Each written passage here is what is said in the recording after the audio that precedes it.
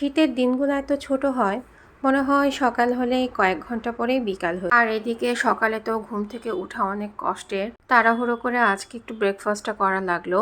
এরপর বাবুকে খাওয়ালাম। বাবুকে খাওয়ানোর পর চেয়ার টেবিলগুলো একটু মুছছি। ঘুম থেকে উঠে মাছগুলো ভিজিয়েছিলাম। 1 ঘন্টার পরে দেখেন কি অবস্থা। মাছের বরফ যেহেতু গলাতে পারছি না, তাই ভাবলাম ওভাবে কিছুক্ষণ রেখে দিই, কারণ শক্ত অবস্থায় বেশি টানা হেঁচড়া করলে মাছগুলো আবার ভেঙে আসতে পারে। ফ্রিজে কিছু সবজি ছিল, ভাবলাম ওই সব সবজিগুলা মিশিয়ে আজকে মাছ আর সবজি করি। এই সময়ে ফুলকপিতে একটু পোকা দেখা দেয়, তাই আমি আবার খুব সতর্কভাবে চেক করে কাটছিলাম। একটা টমেটো নিয়েছি, আর এখানে সকালের ব্রেকফাস্টের জন্য আলু ভাজি করেছিলাম, ওইটা আমি বেড়ে রাখছি। কয়েকটা সিম ছিল আর একটা মূলো ছিল। যেহেতু পরিমাণ অল্প, তাই এগুলাও মাছের সাথে দিয়ে দিলাম। রান্নার প্রস্তুতি নিতে নিতে আমার কাজের খালা চলে আসছেন। উনি আজকে ঘর ঝাড়ু দিয়ে ঘর মুছবে। আমি এখানে 5 টুকরো মাছ নিলাম।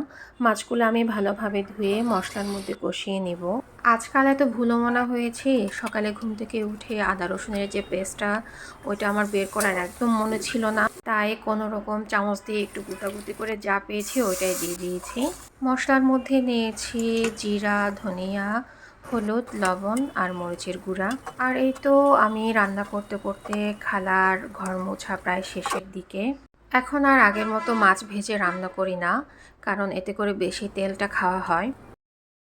মাছ যেহেতু ভাজিনি, তাই আমি মাছের পিসগুলোকে মশলার মধ্যে ভালোভাবে কষিয়ে নিয়েছি। মাছের টুকরোগুলো উঠিয়ে ওখানে সবজিগুলো দিয়ে আবার ভালো মতো কষিয়ে আমি ঝোল দিয়ে নিলাম। এর উপরে দিয়ে দিলাম মাছের পিসগুলো।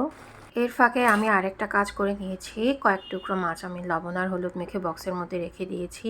তাড়াহুড়ার টাইমে বক্সটা বের করে শুধু মাছগুলো ভাজলে যাতে হয়ে যায়। গতকাল রাত্রে কিছু রান্না ছিল, তাই আজকে শুধু একটাই রান্না করে এখন ভাত বসিয়ে দিব। এগুলো হচ্ছে আতপ চালের ভাত।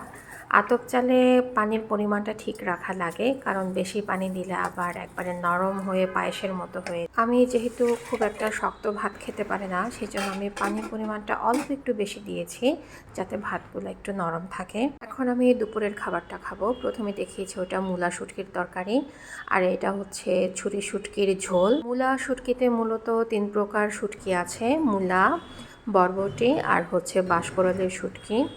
আমি না একসাথে অনেক পদের তরকারি প্লেটে নিতে পারি না, মানে একটা ঝোলের সাথে আরেকটা ঝোল মিক্স হয়ে গেলে ওটার টেস্ট আমার কাছে খুব একটা ভালো লাগে না। তাই প্রথমে এই 2 পদ নিয়ে খাবো, এরপরে মাছ নিব আমি। কিন্তু মাঝে মাঝে মনে হয় আমার এই খাওয়ার সিস্টেমটা একটু আনহেলদি, কারণ এইভাবে 2 বার নিলে দেখা যায় ভাত খাওয়ার পরিমাণটা একটু বেশি হয়ে যায়।